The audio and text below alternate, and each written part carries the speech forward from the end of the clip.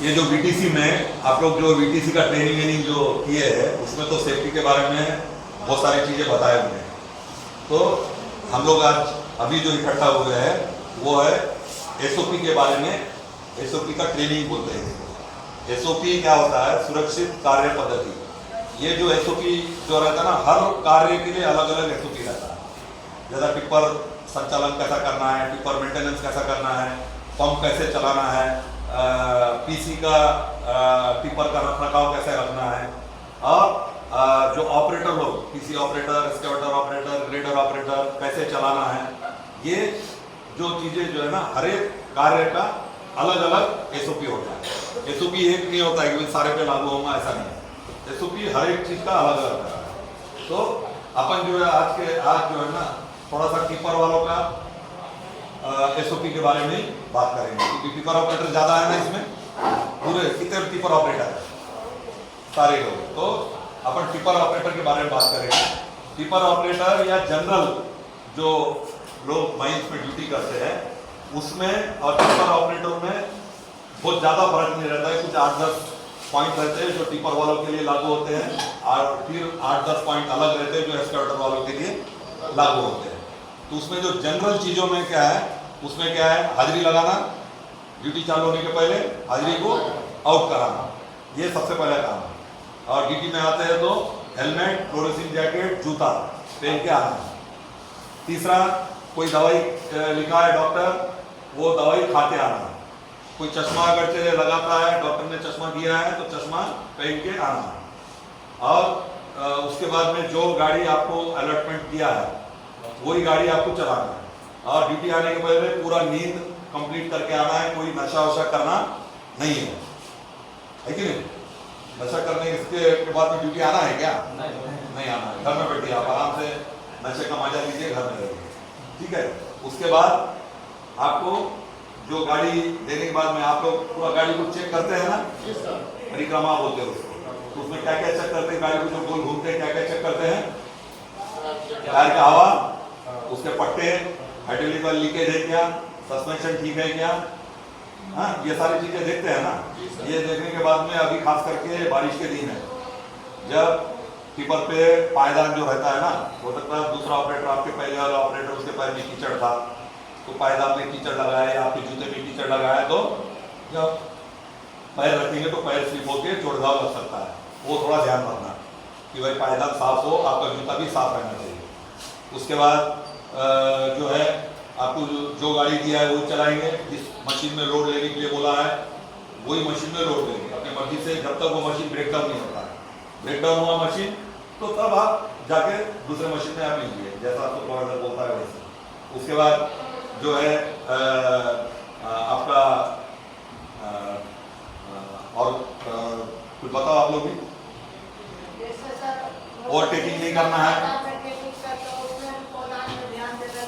हाँ ठीक बोले। और जब अंदर डैशबोर्ड में आप बैठ गए, डैशबोर्ड में बैठने के बाद में सारी चीजें आप देखते ही है, साइड मिरर सब ठीक ठाक है कि वो तो देखते ही है ना। उसके साथ में गाड़ी चालू करने के पहले खास हॉर्न तो लंबा बजाएंगे, लेकिन उसके पहले एक बार जो आपका जो फायर एक्सटिंग्विशर रहता है तो उसके तरफ में जरूर ध्यान दीजिए, है कि नहीं है, तो वो हरे पे है कि नहीं, जब भी वो काम का है। अगर जो 0 के तरफ में लाल में है, दो तरफ लाल रहता है, देखिए मैंने आप फायर एक्सटिंग्विशर तो दोनों तरफ लाल रहता है, तो दोनों तरफ में लाल है तो हमारे कोई काम का नहीं है। एक तरफ अगर 0 के तरफ के लाल में है तो मतलब खाली है, दूसरे तरफ में आखिरी तरफ में अगर से लाल में है तो वो आपका एक्सपायर हो गया, एक्सपायर हो गया। तो हरे में है क्या देखना है। अगर हरे में नहीं है तो आपके जो मेंटेनेंस के जो सुपरवाइजर है उसको आपको खबर करना है ताकि वो बदल दे उसको, ठीक है ना। नहीं तो धोखा हो जाएगा ना। आप सोच रहे कि भाई एक्सटिंग्विशर है, लेकिन अगर इमरजेंसी पड़ी, आग लग गया, तो उसको बुता निकले जब निकले तो काम ही नहीं करेगा, कोई फायदे का ही नहीं। तो इसीलिए जो है खबर करना है। उसके बाद लंबा हॉर्न बजा के आपको निकलना है, ओवरटेकिंग नहीं करना है, 20 किलोमीटर प्रति घंटे से स्पीड से ज़्यादा नहीं चलाना है। और आप लोग जहाँ पे काम कर रहे हैं वो खदान दूसरा है, मिट्टी आप लाके वो दूसरे खदान में गिरा रहे हैं, जानते हैं ना। एक खदान की मिट्टी आप लोग जो उठा रहे हैं वो, लेकिन गिरा रहे किधर? यूजुअली तो की मट्टी लाके आप एनएमओसी में गिरा है। तो एनएमओसी एक दूसरा खदान है, दूसरा मैनेजर है उधर, और जहाँ से मिट्टी उठा रहे आप उधर का मैनेजर अलग है, वो अलग खदान है। तो वहां से लेकर यहाँ तक कम से कम 4-5 किलोमीटर है। तो 4-5 किलोमीटर में मोटरसाइकिल आ रहे हैं, छोटे गाड़ी आ रहे हैं, सब है ना। तो आपको कितने क्रॉसिंग मिलते हैं उसको? 4 क्रॉसिंग है। 4 क्रॉसिंग में छोटे गाड़ी बड़ा गाड़ी सब क्रॉस करता है। बहुत ध्यान रख के आपके ऊपर में बहुत ज्यादा जिम्मेदारी है। तो एकदम स्पीड के हिसाब से चलिए, खासकर चौरस्ते में तो एक 10 सेकंड ब्रेक मार के रोक के तब आप आगे बढ़िए, आजू बाजू देख के। क्योंकि क्योंकि हादसा होता है ना, तो छोटे गाड़ी वाले को कोई नहीं बोलता है, उसकी गलती भी रहेगी तो उसको कुछ नहीं बोलता है, बड़े गाड़ी वाले को ही पकड़ता है। तो आपकी गलती की वजह से आपका नौकरी या अगर कुछ गलती होगी तो ठेकेदार 1 मिनट भी रखेगा क्या? आपको नहीं रखेगा। तो ठेकेदार का भी नुकसान नहीं होना चाहिए, क्योंकि अगर कुछ भी हुआ, गाड़ियां बंद कर देंगे, प्रोडक्शन नहीं होगा, मिट्टी नहीं हटेगी, आपके ठेकेदार का पेमेंट नहीं होगा, इतने दिन गाड़ी आइडल हो जाएंगी, और आपकी नौकरी का तो वो बहुत छोटी चीज हो गई, उसका आपका ठेकेदार का तो बहुत नुकसान हो जाएगा। तो ये सब चीजें ध्यान रखिए। और पूरा 4-5 किलोमीटर जो है ना, बहुत ध्यान से जो लोग यहाँ पे मिट्टी ला रहे हैं ना, तो उनके ऊपर में और ज़्यादा जिम्मेदारी है। और इसके बाद में ओवरटेकिंग मत करिए।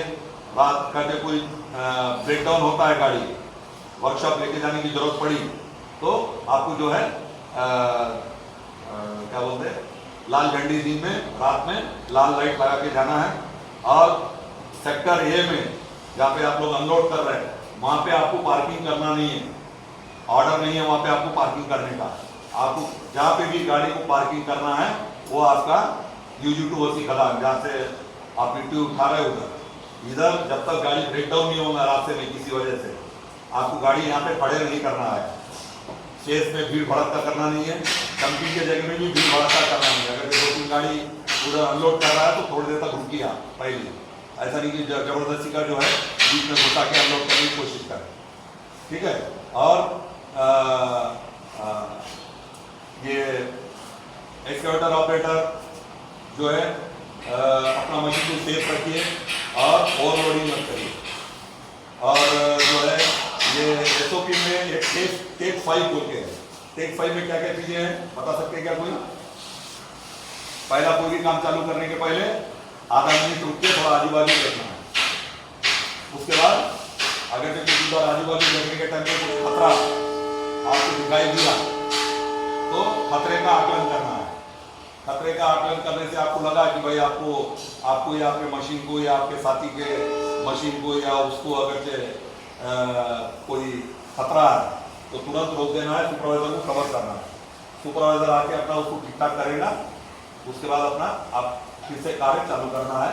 और उसके बाद में भी आपको शिफ्ट खत्म होने तक ध्यान रखना है। तो खदान का काम है, बहुत सेफली काम करिए और बहुत सेफली रहिए, ठीक है। धन्यवाद।